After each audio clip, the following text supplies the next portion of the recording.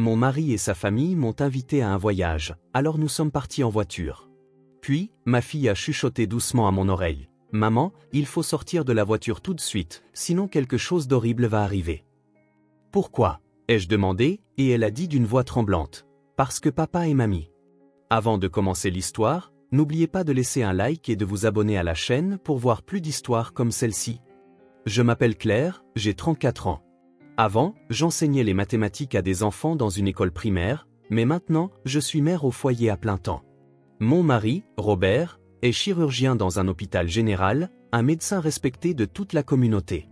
Chaque jour, il sauve des vies au bloc opératoire, et il a la confiance de ses collègues comme de ses patients. Nous avons une fille de 7 ans, Emma, qui est devenue une enfant si vive et intelligente, et ma belle-mère, Patricia, veille toujours sur notre famille. Le week-end, Robert prend du temps pour nous malgré son emploi du temps chargé.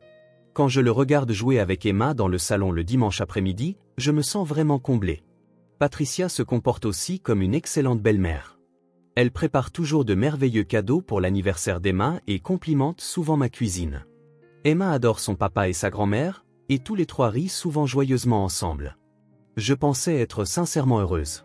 Pourtant, ces derniers temps, je souffrais de maux de tête fréquents et de vertiges. Parfois, je me sentais chancelante en me levant le matin ou je ressentais soudainement une douleur lancinante aux tempes en faisant les courses. Mais je me répétais que c'était simplement la fatigue. Même si je suis mère au foyer, les tâches ménagères et l'éducation des enfants demandent plus d'énergie qu'on ne le pense. En plus, il y a les événements scolaires d'Emma et les trajets pour ses activités. Je me disais que je me sentirais mieux après un peu de repos. Mais Robert s'inquiétait pour moi. Un soir, alors que je faisais la vaisselle dans la cuisine, il m'a interpellé. « Claire, tu n'as pas l'air bien ces derniers temps. Pourquoi ne ferais-tu pas quelques examens, juste par précaution ?» Venant de mon mari médecin, ces mots avaient un certain poids. J'ai un peu hésité, mais j'ai hoché la tête, persuadé par son regard doux. Il y a 6 mois, j'ai subi une batterie d'examens complète à l'hôpital où travaille Robert. IRM, analyse de sang, toutes sortes de tests qui ont pris la journée entière. Pendant les quelques jours d'attente des résultats, j'étais un peu anxieuse. Mais quand Robert a regardé les résultats et a souri, il m'a dit « Il n'y a pas de quoi s'inquiéter, Claire. Tout va bien. » Ces mots m'ont apporté un immense soulagement. Ce n'était vraiment que de la fatigue, après tout. À partir de ce moment, même quand j'avais mal à la tête, je pouvais me dire « Je vais bien. » Puis, un soir après le dîner, Patricia a fait une suggestion. Et si on faisait un voyage en famille dans le parc national, à la montagne? Le paysage y est magnifique, a-t-elle dit avec enthousiasme en dépliant un magazine de voyage. Robert a tout de suite été d'accord. C'est une excellente idée, maman. Un peu d'air frais nous ferait du bien à tous. Les yeux d'Emma se sont illuminés et elle s'est mise à sauter partout en criant « Chouette !» Un voyage. Voir toute ma famille sourire m'a réchauffé le cœur.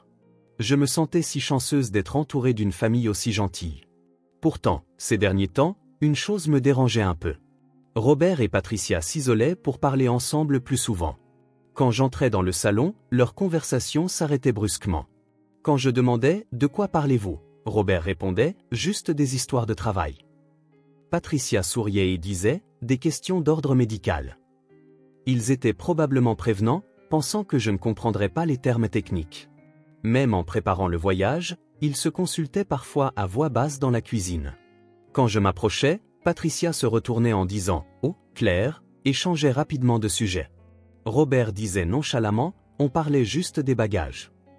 Je trouvais ça un peu étrange, mais je me suis dit qu'il préparait sans doute une surprise. Peut-être avait-il réservé un dîner spécial à notre destination. Cette pensée m'a rendue encore plus impatiente de partir. Le samedi matin, nous sommes partis pour notre voyage en famille. Notre destination était un parc national en montagne, à environ 5 heures de route. À 7 heures du matin, Robert a garé la grosse voiture devant la maison et nous avons chargé les bagages. Emma portait son nouveau sac à dos et sautillait d'excitation. Patricia était aussi de très bonne humeur, disant que ce serait un week-end merveilleux en s'installant sur le siège passager. Je me suis assise à l'arrière avec Emma et j'ai bouclé ma ceinture. « Allez, en route !» a dit Robert joyeusement, et la voiture s'est mise à rouler lentement. Nous avons traversé le quartier résidentiel pour finalement rejoindre l'autoroute. Par la fenêtre, le ciel bleu s'étendait. Une journée parfaite pour une balade en voiture. Je suis si contente, ai-je dit à voix haute sans réfléchir. Emma m'a serré la main et a demandé « Maman, qu'est-ce qu'on va faire à la montagne ?» « On va faire de la randonnée et voir de beaux paysages », ai-je répondu. Patricia s'est retournée en souriant. « Il y a aussi une magnifique cascade, Emma. Je suis sûr que tu vas adorer. » La première heure a été très agréable. Robert a allumé l'autoradio et une musique entraînante a rempli l'habitacle. Nous avons partagé des souvenirs, écouté Emma raconter ce qui se passait à l'école. J'ai eu la meilleure note de la classe au contrôle de maths, a dit Emma fièrement, et Robert l'a félicité, c'est ma fille, ça. Patricia a hoché la tête. Quelle enfant intelligente. Je regardais par la fenêtre, heureuse. Le paysage était une succession d'arbres verts, traversant de temps en temps de petites villes. Cela faisait longtemps que nous n'avions pas traversé la belle campagne américaine. Mais après environ 1 heure de route, j'ai commencé à sentir que l'atmosphère dans la voiture changeait. C'était un changement très subtil, et au début, j'ai cru que je l'imaginais. La conduite de Robert était toujours stable et Patricia parlait normalement, mais quelque chose était différent. Leur conversation semblait être devenue légèrement maladroite. Quand Robert a dit « Maman, tu peux vérifier la carte ?» Patricia a répondu sèchement « Oui ». Le ton de sa voix semblait étrangement tendu. Emma, elle aussi, était devenue silencieuse sans que je m'en rende compte. Elle qui était si pleine d'énergie il y a un instant fixait maintenant le paysage par la fenêtre. « Emma, ça va ?»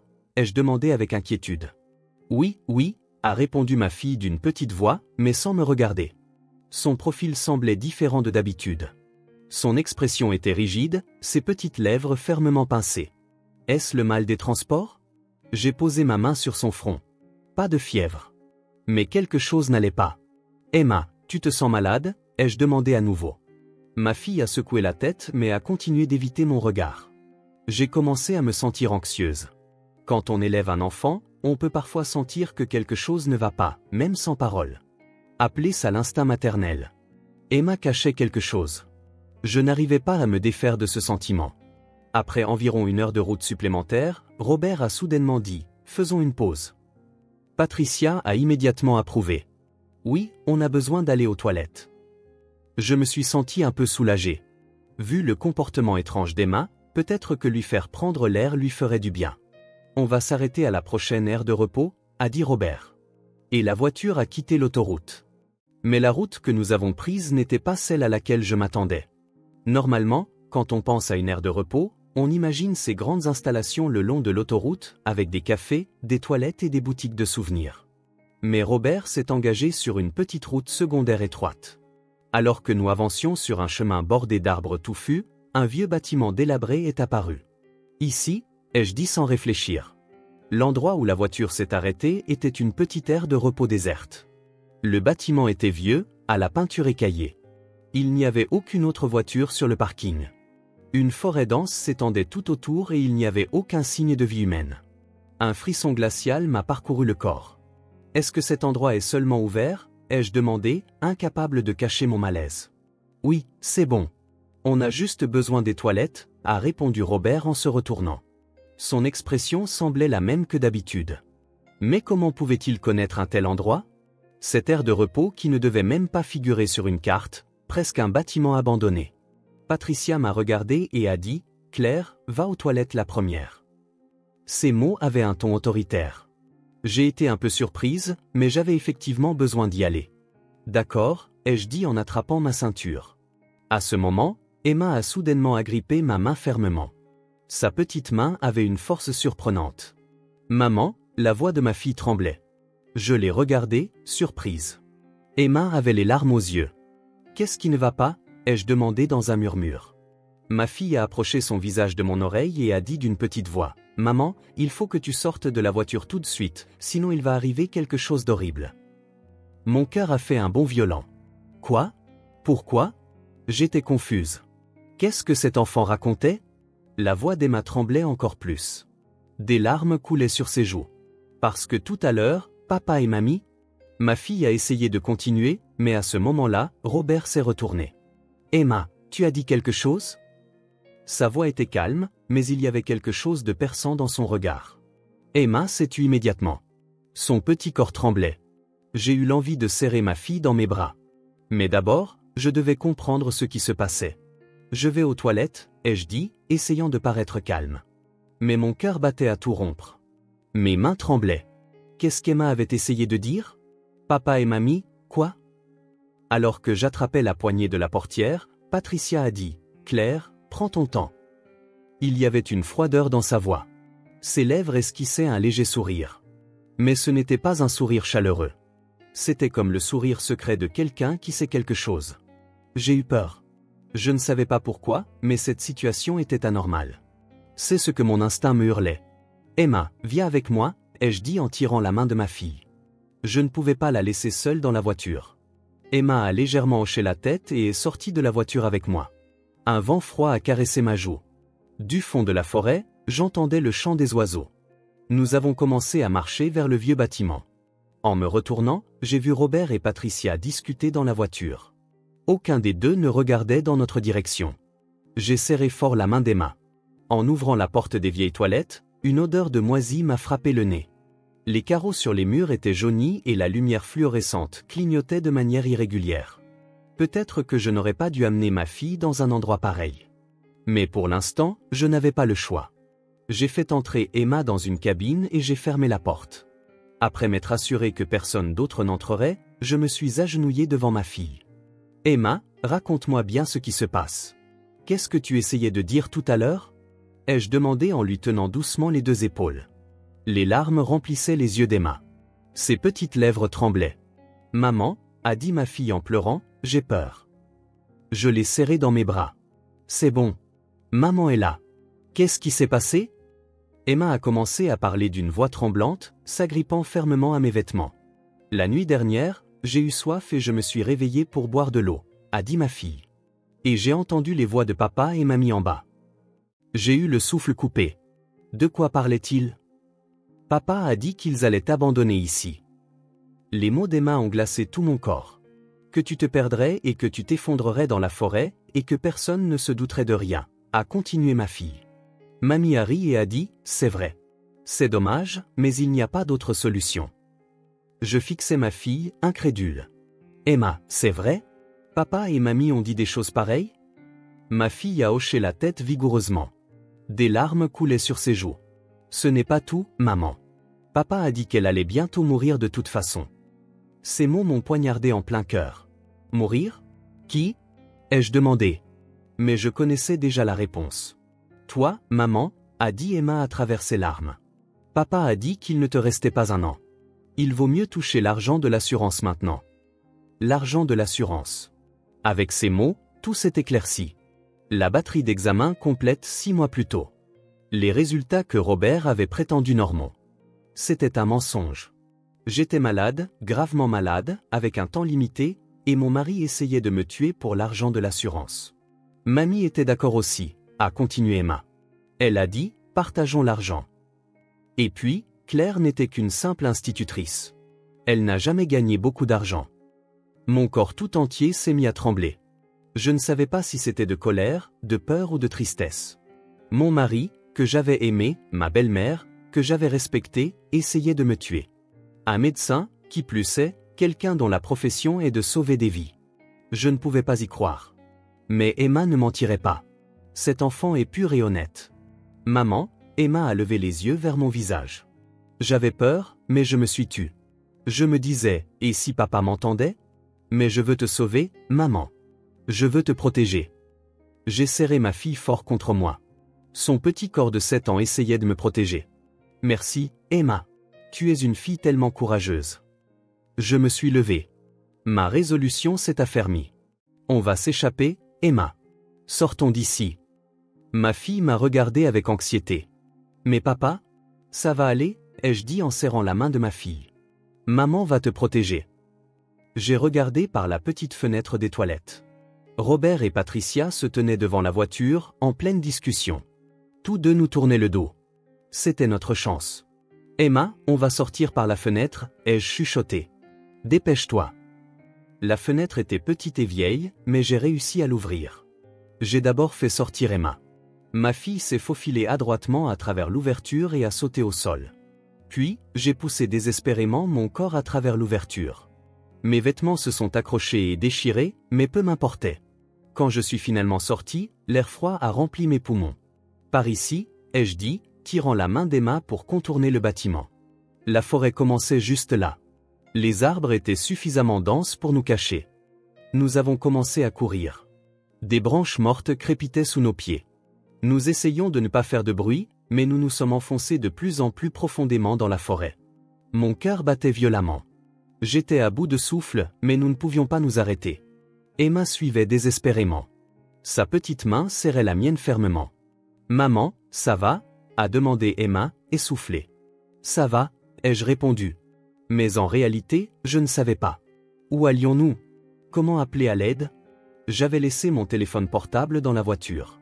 Nous avons dû courir pendant environ 5 minutes. Nous nous sommes cachés à l'ombre d'un grand arbre pour reprendre notre souffle. En regardant en arrière, je pouvais voir faiblement le bâtiment de l'aire de repos. Puis j'ai entendu la voix de Robert. « Claire, tu mets du temps. » Il se dirigeait vers les toilettes. Bientôt, il se rendrait compte que nous étions partis. Effectivement, quelques secondes plus tard, le cri de colère de Robert a résonné dans la forêt. Elles se sont enfuies. J'ai aussi entendu la voix de Patricia. « Rattrape-les. Dépêche-toi. » Des bruits de pas s'approchaient. J'ai serré Emma fort contre moi. « Ne fais pas un bruit. » Ma fille a hoché la tête en tremblant. Heureusement, il semblait avoir couru dans une autre direction. Les bruits de pas se sont éloignés. J'ai poussé un soupir de soulagement, mais nous n'étions toujours pas en sécurité. Il reviendrait certainement. Nous devions aller plus loin. « Allons-y », ai-je dit en me levant. Emma s'est levée aussi et m'a pris la main. Nous avons recommencé à courir. La forêt était profonde et semblait s'étendre à l'infini. En observant la position du soleil, j'ai essayé de continuer aussi droit que possible. Il devait y avoir une route quelque part, un endroit avec des gens. Croyant cela, nous avons continué, nous faufilant entre les arbres, sautant par-dessus des ruisseaux, évitant les buissons épineux. Mes vêtements étaient en lambeaux et j'avais des égratignures sur les bras. Emma est tombée et s'est écorché le genou. Mais ma fille n'a pas pleuré. « Maman, continuons », a-t-elle dit en se remettant à courir. Quelle enfant courageuse. J'étais fier de ma fille. De derrière, j'entendais encore parfois des voix. Robert m'appelait par mon nom, mais il n'y avait aucune trace d'affection dans cette voix. C'était la voix d'un chasseur traquant sa proie. J'ai serré les dents et j'ai continué à courir. Je devais protéger ma fille et je devais révéler la vérité. Je ne pardonnerai jamais à mon mari et à ma belle-mère d'avoir essayé de me tuer. Avec l'espoir de traverser la forêt, nous avons continué à courir. Nous ne pouvions pas utiliser de téléphone, mais nous avions nos jambes. J'avais ma fille. Nous avions la volonté de vivre. C'était suffisant. Nous avons dû marcher dans la forêt pendant près d'1 heure. Mes jambes étaient à bout. Emma était épuisée, elle aussi. Mais ma fille ne s'est pas plainte une seule fois. Elle continuait simplement à marcher en silence, me tenant la main. La lumière du soleil de l'après-midi filtrant à travers les arbres changeait progressivement d'angle. Le temps passait. Robert et Patricia nous cherchaient-ils encore? Puis j'ai entendu un bruit de voiture au loin. Je me suis arrêté. « Emma, tu entends ça ?» Ma fille a tendu l'oreille. Des bruits de voiture. L'espoir a rené en moi. Le bruit des voitures signifiait qu'une route était proche. « Par là », ai-je dit, me dirigeant vers le son. Les arbres se sont éclaircis et la vue s'est dégagée. Une route principale à 2 voies passait par là. Le soulagement a failli faire plier mes genoux. « On est sauvés », ai-je murmuré. De l'autre côté de la route, je pouvais voir l'enseigne d'une station-service. Il y avait des gens. Nous pouvions demander de l'aide. Nous sommes sortis sur la route et avons marché le long du bas-côté. Peu de temps après, un gros camion s'est approché. J'ai agité les bras désespérément. « Arrêtez-vous, s'il vous plaît. S'il vous plaît. » Le camion a ralenti et s'est garé sur l'accotement. Un homme d'une 50aine d'années est descendu de la cabine.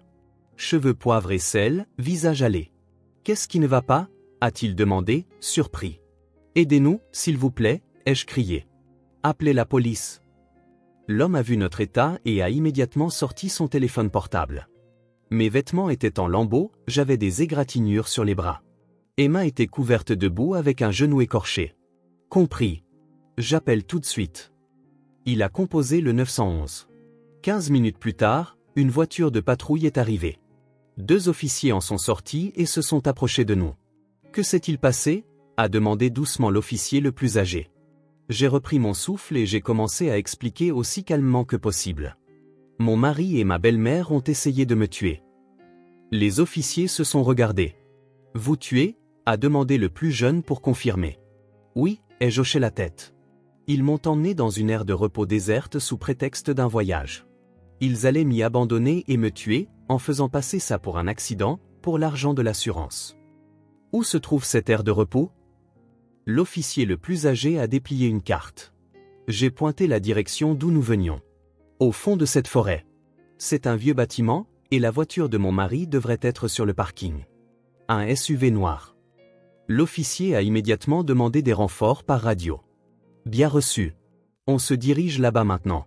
Vous deux, allez à l'hôpital en ambulance. Attendez, ai-je dit. Ma fille a tout entendu. Hier soir, mon mari et ma belle-mère parlaient de leur plan. Nous avons besoin du témoignage d'Emma. Le jeune officier s'est agenouillé devant Emma. Ma puce, tu as dû avoir peur. Mais tu es en sécurité maintenant. Peux-tu me dire ce que tu as entendu? Emma m'a regardé. J'ai hoché la tête. Ma fille a commencé à parler d'une petite voix. Papa et mamie ont dit qu'ils allaient abandonner maman. Que maman était malade et allait bientôt mourir, alors ils devaient prendre l'argent de l'assurance maintenant. L'officier prenait des notes avec une expression sérieuse. As-tu entendu autre chose? Mamie a dit, partageons l'argent. Papa a dit, elle va bientôt mourir de toute façon. La voix d'Emma tremblait. J'ai attiré ma fille contre moi. Tu as été très courageuse, Emma. L'officier s'est relevé. Compris. Nous nous y rendons immédiatement. Mettez-vous en sécurité. 2 voitures de patrouille se sont dirigées vers la forêt, sirène hurlante. Nous avons été placés dans une ambulance et emmenés à l'hôpital. À l'intérieur du véhicule, les ambulanciers ont soigné nos blessures. Tout va bien se passer. Vous êtes en sécurité maintenant. À ces mots, ma tension s'est enfin relâchée. Les larmes ont débordé. Ce soir-là, à l'hôpital, j'ai reçu des nouvelles de la police. Robert et Patricia avaient été retrouvés à l'aire de repos. Les deux faisaient apparemment semblant de s'inquiéter de la disparition de l'épouse. Robert jouait le mari inquiet et Patricia versait des larmes en disant « Pauvre Claire ». Mais quand je suis apparue vivante, tout s'est effondré. La police les a emmenés tous les deux au poste et a commencé l'interrogatoire. Au début, Robert a affirmé « C'est un malentendu. Ma femme s'est enfuie toute seule. Elle est mentalement instable. » Mais il y avait le témoignage d'Emma, et la preuve décisive était le téléphone portable de Robert. Le téléphone contenait des messages échangés avec Patricia. Demain, on exécute le plan. L'assurance est de 500 000 $. Moitié-moitié. Claire n'en a même pas pour un an. Si on le fait maintenant, ce sera parfait. Tout était conservé comme preuve. Le plan de sang-froid d'un médecin essayant de tuer sa propre femme. Dans la salle d'interrogatoire, Robert a finalement tout avoué, que j'avais une tumeur au cerveau en phase terminale, qu'il le savait depuis les examens 6 mois auparavant, qu'il me restait au plus 1 an à vivre. Il m'avait menti. Tout en me disant que tout allait bien, il m'avait caché ma condamnation à mort. Et il avait comploté avec Patricia pour planifier mon meurtre. Si elle doit mourir de toute façon, autant toucher l'argent de l'assurance plus tôt, avait pensé Robert. Pas de facture médicale, pas de fardeau de soins. Si cela ressemblait à un accident, personne ne se douterait de rien. Il a utilisé ses connaissances de médecin pour commettre un meurtre. Patricia avait aussi aidé son fils. Pour l'argent. La police les a arrêtés tous les deux pour tentative de meurtre et tentative de fraude à l'assurance. Les preuves étaient solides. Le témoignage d'Emma, les messages du téléphone et leurs aveux. Le procès a commencé 3 mois plus tard. Au tribunal, je leur ai fait face à tous les deux. Robert avait l'air complètement abattu. Le médecin autrefois respecté se tenait maintenant devant la cour comme un meurtrier en puissance. Patricia m'a rejeté la faute dessus jusqu'à la fin. C'est cette femme qui a tort. Elle a ruiné la vie de mon fils. Ces mots ne m'ont rien fait. Je l'ai juste trouvé pitoyable. Le verdict est tombé. Robert s'est vu retirer sa licence de médecin et a été condamné à 20 ans de prison. Patricia a écopé de 15 ans. Les deux ont commencé à s'accuser mutuellement au tribunal. C'est toi qui as suggéré ça. Non, c'est toi qui étais d'accord. C'était un spectacle hideux. Pas d'amour, pas de lien. Juste 2 personnes qui ont essayé de tuer quelqu'un pour de l'argent. J'ai pris la main d'Emma et j'ai quitté la salle d'audience. Ma fille a levé les yeux vers moi et a dit « Maman, c'est fini ?» J'ai hoché la tête. « Oui, c'est fini. » À partir de maintenant, nous allons commencer une nouvelle vie, juste toutes les deux. Emma a souri. Oui. La semaine suivant la fin du procès, j'ai reçu un diagnostic officiel dans un autre hôpital.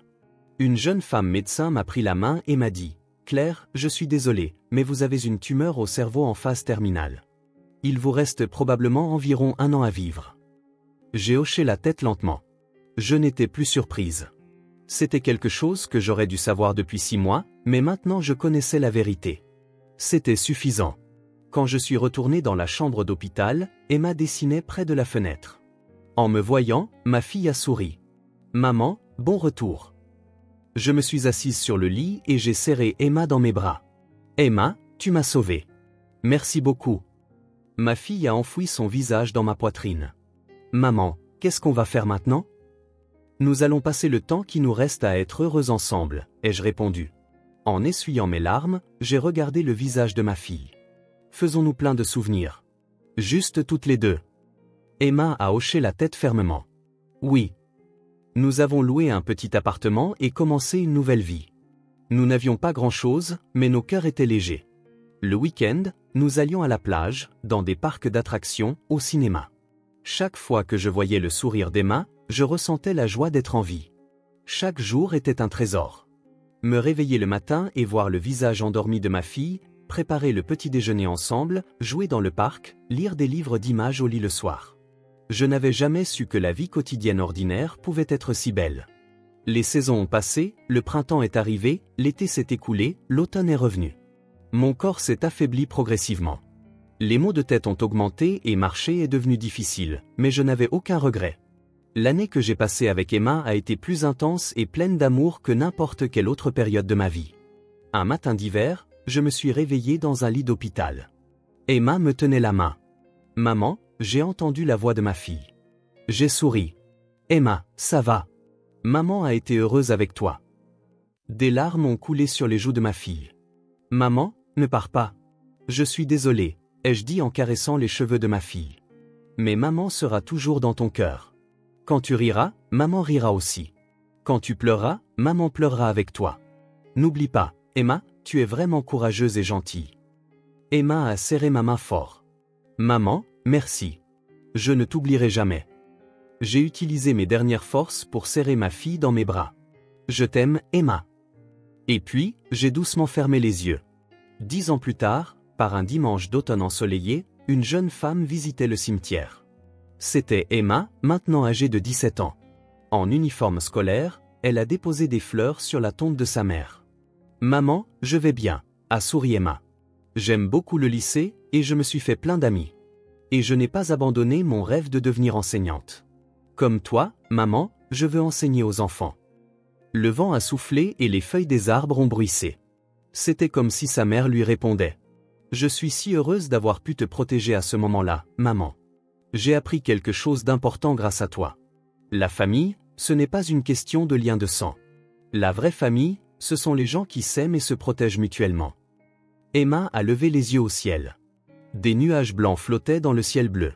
« Maman, s'il te plaît, veille sur moi. Je vais vivre courageusement. » Elle a joint les mains sur la tombe et a prié en silence. Avec l'amour que sa mère lui avait laissé dans son cœur, elle continuerait d'avancer, sans jamais oublier la vraie force et la gentillesse que sa mère lui avait enseignées. Le nom gravé sur la pierre tombale brillait sous le soleil d'automne. Claire, une mère aimée, une femme courageuse, qui a protégé sa fille et est restée fidèle à l'amour jusqu'à la fin. En regardant ce nom, Emma a souri à nouveau. « Merci, maman.